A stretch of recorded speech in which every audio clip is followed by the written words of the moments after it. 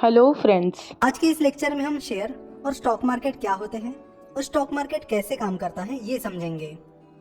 Companies को expansion के लिए और ग्रो होने के लिए यानी अपना बिजनेस बढ़ाने के लिए फंड यानी पैसों की जरूरत होती है और पैसा रेज करने के यानी पैसा उठाने के अलग अलग रास्ते होते हैं, जैसे कि एंजल इन्वेस्टर या वेंचर कैपिटल से पैसा उठाना, बैंक या किसी इंस्टीट्यूशन से लोन लेना, स्टॉक मार्केट से यानी पब्लिक से पैसा उठाना, एटसेट्रा एटसेट्रा।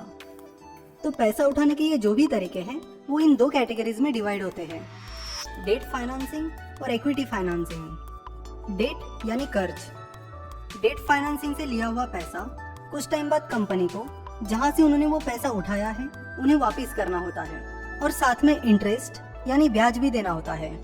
डेट फाइनेंसिंग का बेस्ट एग्जांपल है बैंक से लिया हुआ लोन।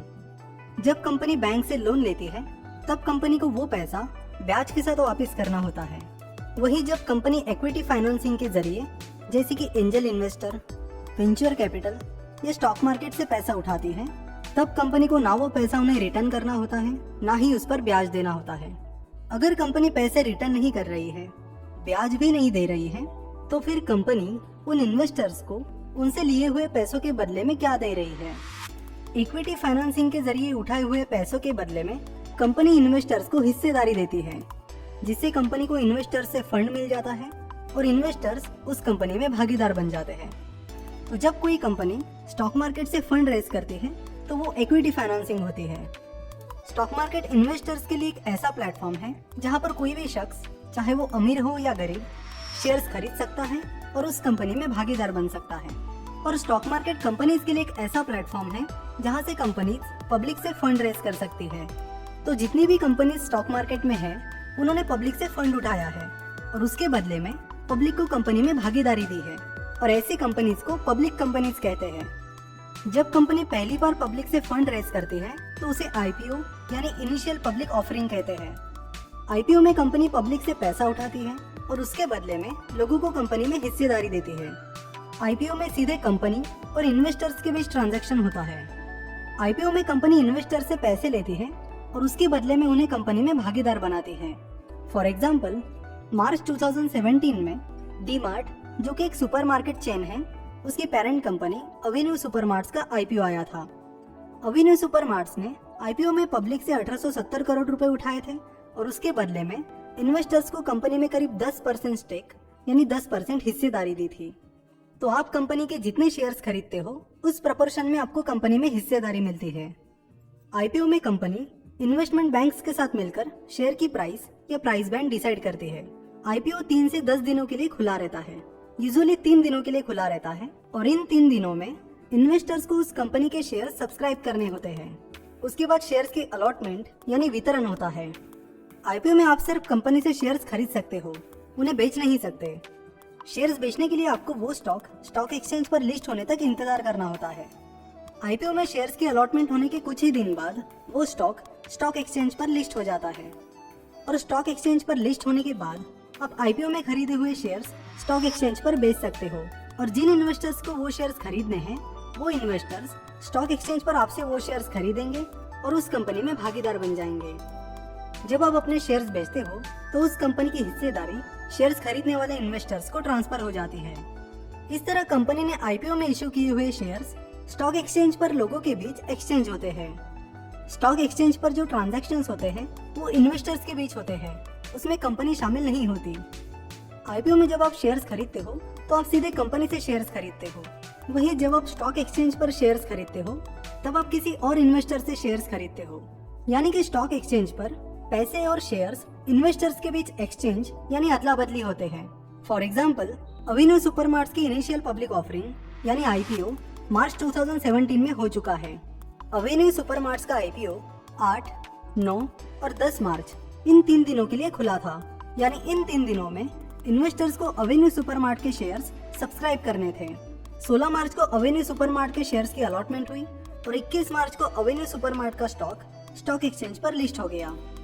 अवेन्यू सुपरमार्ट का स्टॉक एक्सचेंज पर लिस्ट होने के बाद यानी 21 मार्च से अवेन्यू सुपरमार्ट के शेयर्स लोगों के बीच एक्सचेंज हो रहे हैं। स्टॉक एक्सचेंज शेयर्स खरीदने वालों को और शेयर्स बेचने वालों को मिलाता है और स्टॉक एक्सचेंज पर बायर्स और सेलर्स के बीच शेयर्स का लेन देन होता है और ये सारा सिस्टम ऑनलाइन है। आप घर बैठे या कहीं से भी शेयर्स बाय या सेल कर सकते हो। Stock exchange automatic order matching system का इस्तेमाल करता है। तो जब बायर और सेलर की ऑर्डर मैच हो जाती है तब वो ट्रांजैक्शन पूरा हो जाता है। अवेन्यू सुपरमार्ट्स ने आईपीओ के जरिए लोगों से फंड उठाया और लोगों को कंपनी के शेयर्स दिए। फिर अवेन्यू सुपरमार्ट का स्टॉक एक्सचेंज पर लिस्ट होने के बाद वो शेयर्स अब लोगों के बीच ही एक्सचेंज हो रहे हैं। फॉर एग्जाम्पल, अगर आप आज अवेन्यू सुपरमार्ट के शेयर्स खरीद रहे हो तो आप किसी और इन्वेस्टर से अवेन्यू सुपरमार्ट के शेयर्स खरीद रहे हो और आपने शेयर्स खरीदने के लिए जो पैसे इन्वेस्ट किए हैं वो पैसे आप जिस इन्वेस्टर से शेयर्स खरीद रहे हो उससे मिलते हैं। चाहे आप आईपीओ में शेयर्स खरीदो या स्टॉक एक्सचेंज पर शेयर्स खरीदने के लिए आपको पहले किसी स्टॉक ब्रोकरेज फर्म के साथ डीमैट अकाउंट खोलना होगा, क्योंकि स्टॉक मार्केट में इन्वेस्ट करने के लिए डीमैट अकाउंट कंपलसरी होता है। स्टॉक ब्रोकरेज फर्म्स मीडिएटर यानी मध्यस्थ होते हैं जिनके जरिए आप शेयर्स बाय और सेल कर सकते हो। बदले में आपको ब्रोकरेज फर्म को कुछ चार्जेस पे करने होते हैं। Demat account bank saving account की तरह ही होता है। जैसे सेविंग अकाउंट में पैसे रखे जाते हैं वैसे ही डीमैट अकाउंट में शेयर्स रखे जाते हैं।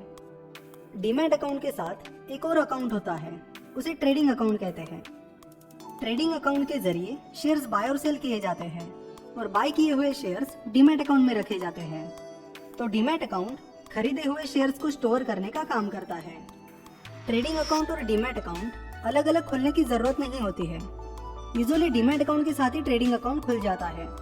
डीमैट अकाउंट खोलने के लिए कुछ बेसिक डॉक्यूमेंट्स की जरूरत होती है, जैसे कि पैन कार्ड, एड्रेस प्रूफ जैसे कि Aadhaar card, voting card etcetera, bank proof यानी कि बैंक पासबुक की कॉपी या कैंसल चेक। डीमैट अकाउंट खोलने के बाद आप 3 तरह से शेयर्स बाय और सेल कर सकते हो।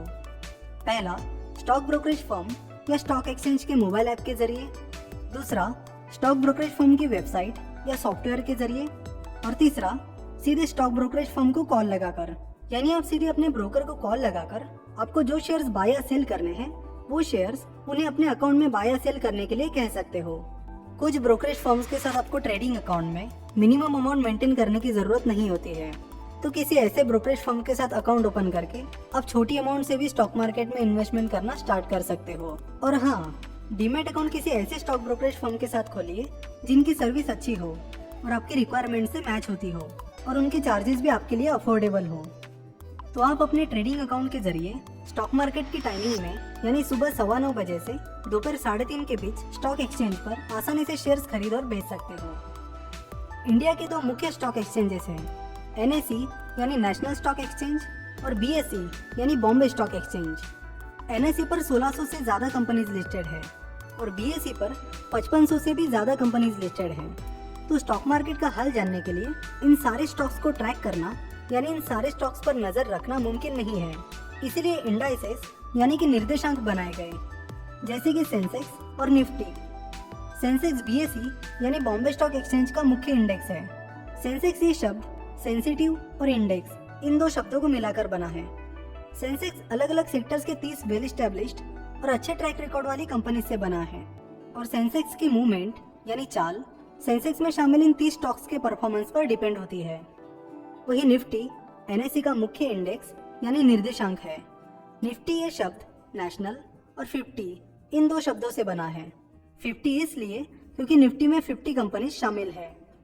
निफ्टी में 50 वेल एस्टेब्लिश्ड और अच्छे ट्रैक रिकॉर्ड वाली कंपनी शामिल है। सो निफ्टी की मूवमेंट यानी चाल निफ्टी में शामिल इन 50 स्टॉक्स के परफॉर्मेंस पर डिपेंड होती है।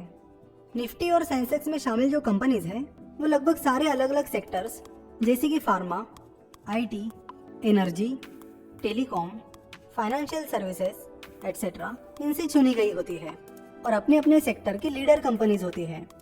इस तरह निफ्टी और सेंसेक्स में अलग अलग सेक्टर्स कवर हो जाते हैं। इसीलिए निफ्टी और सेंसेक्स का जो परफॉर्मेंस है वही स्टॉक मार्केट का परफॉर्मेंस समझा जाता है और सारे स्टॉक्स को ट्रैक किए बिना लोग सेंसेक्स और निफ्टी को देखकर स्टॉक मार्केट का हाल जान लेते हैं।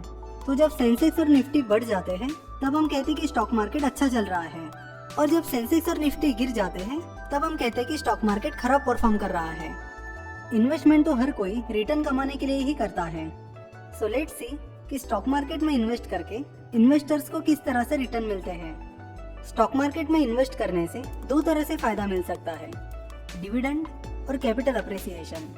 कंपनी जब अपने प्रॉफिट का कुछ हिस्सा शेयर होल्डर्स के साथ शेयर करती है तो उसे डिविडेंड कहते हैं। वैसे शेयर होल्डर्स को डिविडेंड देना कंपनी के लिए कंपलसरी नहीं होता है। शेयर होल्डर्स को डिविडेंड देना है या नहीं, ये डिसीजन पूरी तरह कंपनी के बोर्ड ऑफ डायरेक्टर्स पर डिपेंड होती है। इन शॉर्ट, डिविडेंड इनकम पर आप ज़्यादा डिपेंड नहीं रह सकते। यूजुअली छोटी और ग्रोथ स्टेज की कंपनीज डिविडेंड नहीं देती है। वो अपना प्रॉफिट कंपनी की ग्रोथ में ही रीइन्वेस्ट करना पसंद करते हैं। अब कैपिटल अप्रिसिएशन की बात करते हैं। कैपिटल अप्रिसिएशन मतलब शेयर की प्राइस बढ़ने से आपकी इन्वेस्टमेंट वैल्यू का बढ़ना।